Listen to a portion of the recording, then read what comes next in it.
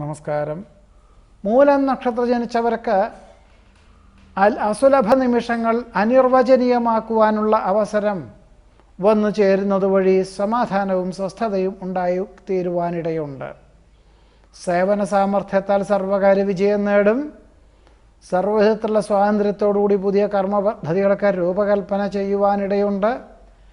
പുതിയ ഔദ്യോഗിക ചുമതലകളെ ഏറ്റെടുത്ത് വാരാന്ത്യത്തിൽ ലക്ഷ്യപ്രാപ്തിയിലെത്തിക്കുവാൻ സാധിക്കും. ഭദ്രതയുള്ള പ്രവർത്തന മേഖലകൾക്ക് പണം മുതൽ മുടക്കുവാൻ തയ്യാറാകും. സഹോദര സുഹൃത്ത് സഹായ ഗുണത്താൽ ഏറ്റെടുത്ത കാര്യങ്ങൾ ലക്ഷ്യപ്രാപ്തിയിലെത്തിക്കുവാൻ സാധിക്കും. പരീക്ഷണ നിരീക്ഷണങ്ങളിൽ അനുകൂലമായ വിജയം കൈവരിക്കും. ഗൗരവമുള്ള വിഷയങ്ങൾ ലാഘവത്തോടുകൂടി ചെയ്തു തീർക്കുന്നത് വഴി ആശ്വാസത്തിന് യോഗമുണ്ട്. സുതാര്യതയുള്ള സമീപനത്താൽ വിപരീത സാഹചര്യങ്ങളെയും വിരോധങ്ങളെയും അതിജീവിക്കുവാൻ സാധിക്കും.